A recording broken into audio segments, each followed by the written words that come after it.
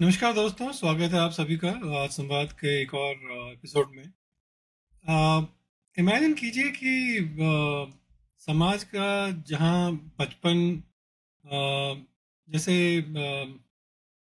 एक समाज का जो एक क्या बोलते हैं उसको, बचपन का जो इनोसेंट होती है वो एक व्यक्तिगत मतलब लोगों की वजह से अ, उसको मतलब क्वेश्चन में आ जाती है। तो जहाँ दर पर और जैसे चुप्पी का जैसे बात करें तो एक समाज मतलब तभी गिरता है जब सच छुपाया जाता है और इंसाफ अंधा बन जाता है। तो ब्रिटेन के शहरों में हजारों लड़कियों को जो शोषण हो रहा है और सिस्टम ने जो देखा अनसुना कर दिया है।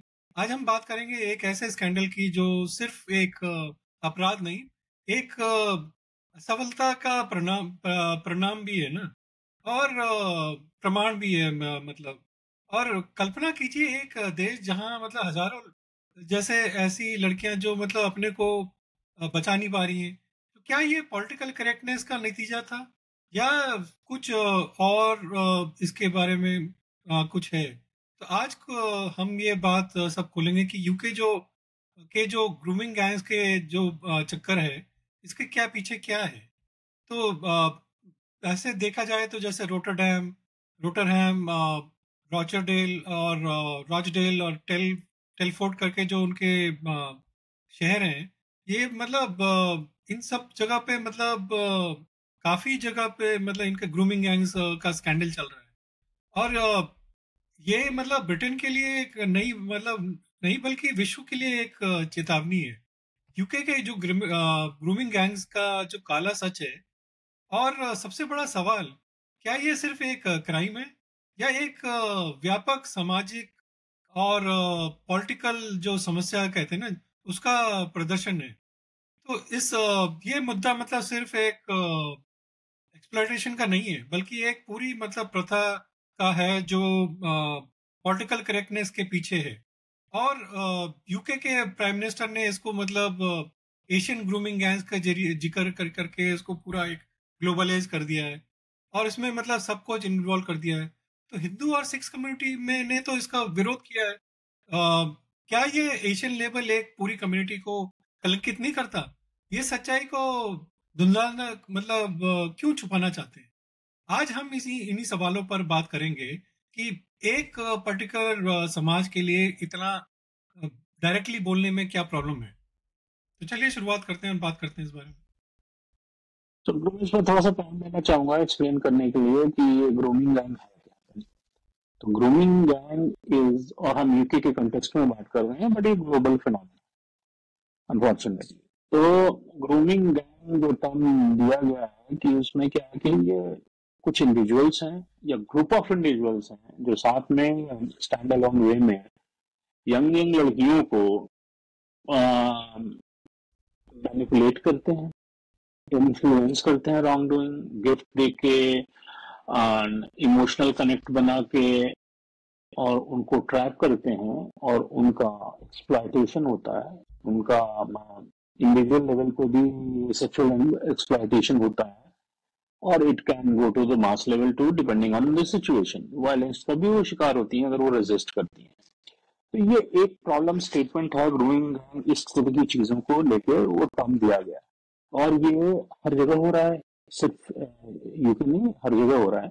तो यूके की हम बात कर रहे हैं, और यूके में ये हाईलाइट कैसे हुआ ये केस। तो ये हाईलाइट हुआ कि यूके के कुछ हाई प्रोफाइल एरिया हैं, जो जैसे आपने बोला रॉदरहैम है, रॉचडेल है, या टेलफोर्ड है। इन दो तीन जगह जो है वहां पे काफी इंसिडेंट रिपोर्ट हुए, और ये पूरा यूके में नेशनल लेवल पे इसको अटेंशन मिला और इसकी इन्वेस्टिगेशन की गई। और जो जो इन्वेस्टिगेशन हुई, जो हाई प्रोफाइल केस की, सो अनफॉर्चुनेटली वो इन्वेस्टिगेशन लीड करी कि साउथ एशियन ओरिजिन के लोग इस चीज को कंडक्ट कर रहे हैं। क्योंकि ये तीन तीन मेन हाई प्रोफाइल सिटीज वगैरह में वहां पे की थी, रॉचडेल और रदरहैम एंड टेलफोर्ड पे। तो अब साउथ ईस्ट एशियन की हुई वो, तो फिर और थोड़ा सा ड्रिल डाउन, जब साउथ ईस्ट एशियन का हुआ तो मैं थोड़ा सा और ड्रिल डाउन करके देख रहा था। Unfortunately it came from Pakistani origin person. तो यूके की गवर्नमेंट ने क्या किया कि साउथ ईस्ट एशियन वाली पॉपुलेशन का उठा के उन्होंने इसको अपनी फेल्योर को, लॉ एंड ऑर्डर फेल्योर को कवर करने की कोशिश की, और इसको एक काइंड ऑफ रंग देने की कोशिश करी, राइट।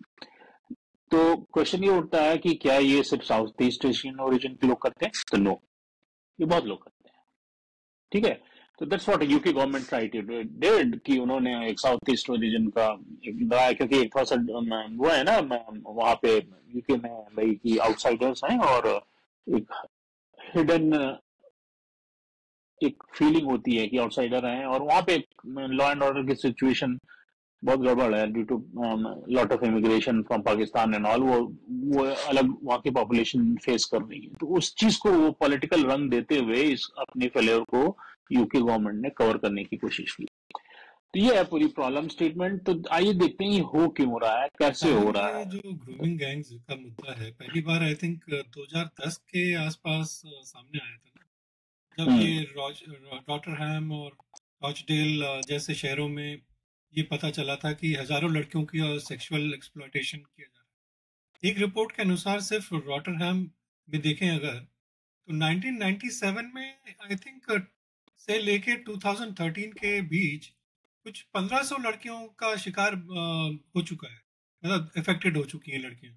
इसका सबसे बड़ी बात यह है शालिन, कि ज्यादातर अपराधी जो है ना पाकिस्तान हेरिटेज के हैं। और जब इंसाफ को पॉलिटिकल करेक्टनेस के पीछे छुपा दिया जाता है, और उसका नतीजा ये होता है कि यूके के ग्रूमिंग गैंग्स का स्कैंडल एक ऐसी ही मतलब पर्सनल फेलियर कोई मिसाल है, जैसे कि ना सिर्फ हजारों लड़कियों का एक्सप्लॉयटेशन हो रहा है, बल्कि एक पूरी कम्युनिटी को कलंकित कर दिया जाता है ना। आज हम इसी मुद्दे पर चलिए बात करते हैं, बट जैसे मेरे को सबसे बड़ा सवाल ये है शालिन कि पाकिस्तान को कॉल आउट करने में प्रॉब्लम क्या है? मतलब सिर्फ क्योंकि वो मुस्लिम है, या इसलिए क्योंकि इस्लामोफोबिया हो जाएगा इसका डर है? क्यों उसको साउथ एशियन करके मतलब उसको करार दिया जाता है? क्यों मतलब हिंदू सिख्स को इसमें शामिल कर जाता है, जबकि वो उनका कोई मतलब इसमें इन्वॉल्वमेंट में ही नहीं है, और क्लियरली ये मतलब ये पाकिस्तान की तरफ से आ रहा है। हाँ, वो तो क्वेश्चन है साउथ ईस्ट एशियन का, तुमने कैप क्यों पहना, और क्वेश्चन ये भी आता है कि क्या सिर्फ पाकिस्तानी लोग करते हैं, दोनों चीजें। तो पहले तो देखो कि ये इनकी ना जो टारगेट है, ये किस विक्टिम्स का क्या सेट ऑफ पॉपुलेशन है, किसको ये लोग टारगेट करते हैं, वो समझने की जरूरत है। तो जो विक्टिम्स हैं इसकी, इस गैंग की, वो बहुत ही यंग वल्नरेबल बच्चियां हैं, और समटाइम्स ये इनकेयर और ट्रबल बैकग्राउंड से भी बिलोंग करती हैं।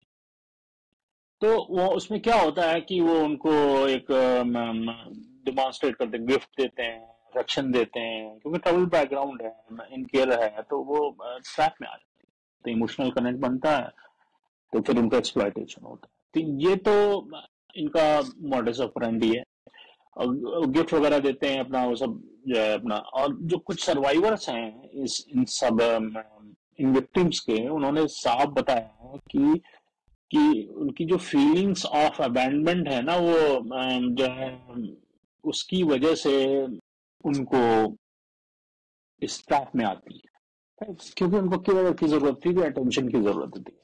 तो देखो, दो तीन चीजें हैं यहाँ पे, मैं थोड़ा सा इस डिस्कशन को थोड़ा ब्रॉडर करता हूँ कि ऐसी सिचुएशन क्यों आ रही है यूपी में कि एक पॉपुलेशन है, वो उसकी बच्चियां इस तरह की फीलिंग है, तो रूट कॉज वहां पे आता है, राइट। फिर अब उनको टारगेट कर रहे हैं, तो टारगेट कर रहे हैं, तो जो तुम्हें मालूम है कि ये सेट ऑफ पॉपुलेशन के लोग गैंग बना के इनको टारगेट करते हैं, तो उनको डायरेक्टली एड्रेस करो। तुम एक कवर्ड स्टेटमेंट क्यों देते हो, राइट।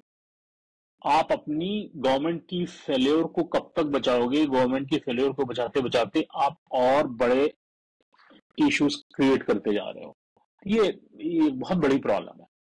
शालीन, ये एक मतलब जो एक ये सिर्फ एक क्रिमिनल इशू नहीं है एक्चुअली। मतलब ये एक सिस्टमैटिक फेलियर बोलूंगा मैं तो, क्योंकि पुलिस और सोशल सर्विस ने भी कई बार इसमें कंप्लेंट्स को इग्नोर किया है और विक्टिम्स को भी ब्लेम किया है। कुछ ऑफिशियल्स ने तो मतलब विक्टिम्स को टार्ट्स करके कह के उनका मजाक उड़ाया, और पॉलिटिकल करेक्टनेस के चक्कर में अथॉरिटीज ने जो है परपिट्रेटर्स की एथनिसिटी को हाईलाइट करने से भी कतरा रहे हैं।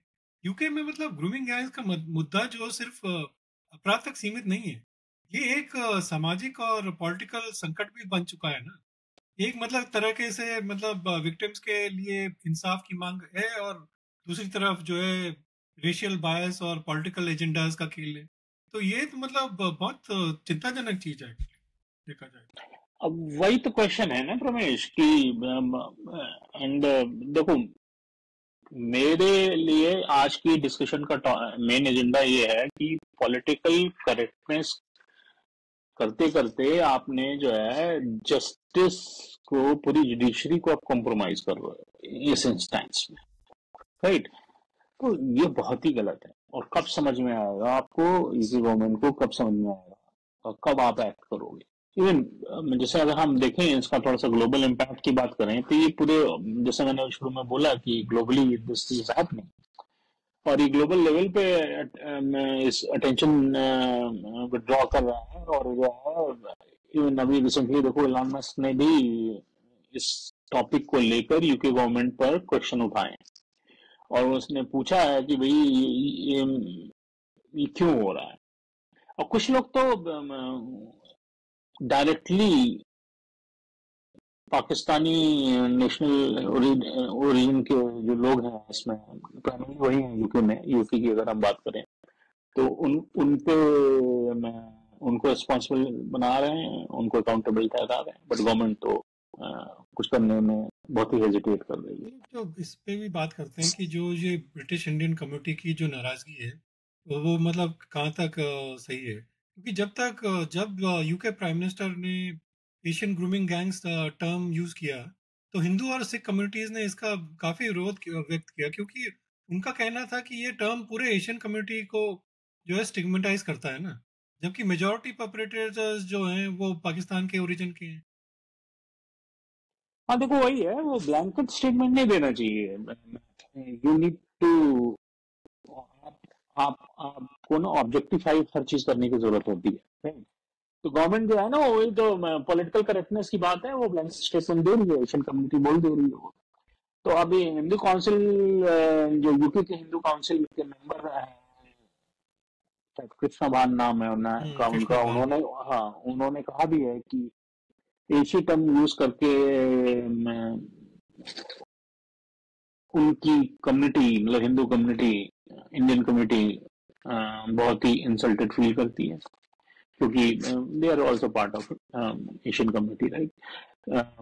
वहां पे इंडियंस जो हैं, सिर्फ इंडियंस ही नहीं, अगर आप देखो तो श्रीलंकन भी हैं, की कम्युनिटी भी अननेसेसरी ब्लेम हो रही है, राइट? वो सब चीजें ठीक नहीं, सिक्स हैं। और कि एक एक सच्चाई ये भी है कि इस जो इन विक्टिम्स में ना हिंदू और सिख लड़कियां भी हैं, शिकार बनी, तो एक वो भी सच्चाई है।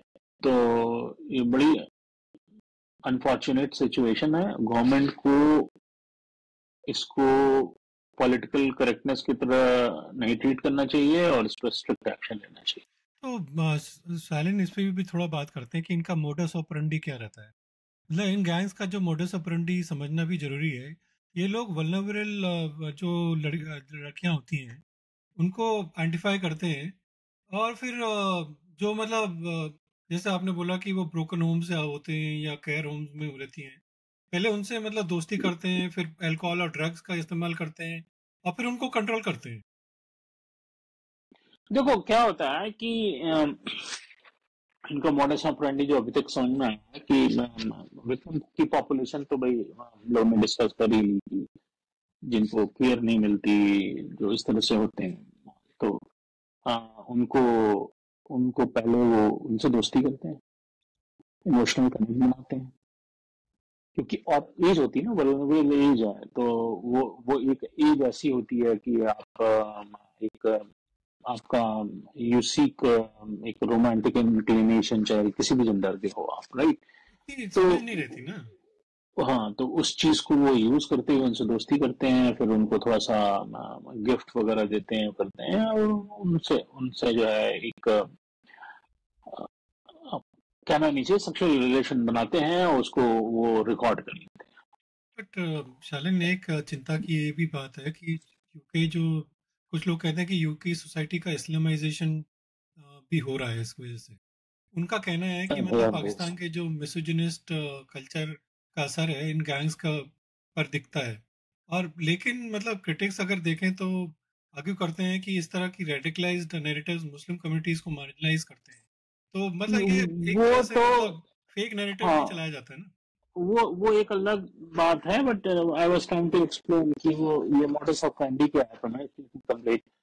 तो जब वो उनको ट्राइप करते हैं और उनसे एक रिलेशन बना लेते हैं और उसको वीडियो रिकॉर्ड कर लेते हैं, फिर ब्लैकमेलिंग स्टार्ट होती है, उनको ब्लैकमेल करते हैं, ड्रग्स में भी आ जाती हैं बच्चियां, और फिर वो टैक्सी सर्विस और टेक अवे जैसे लोकल बिजनेस भी इस चेन का हिस्सा होते हैं, राइट?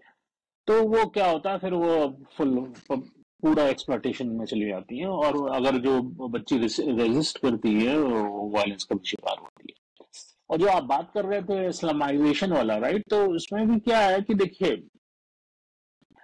कि एक एक साइड ऑफ कॉइन ये भी है कि अगर कुछ एथनिसिटी या रिलीजन हाईलाइट नहीं होगा इसमें, राइट, गवर्नमेंट अगर नहीं कहेगी, राइट, एक ऑब्जेक्टिफाई नहीं करेगी, तो विक्टिम के लिए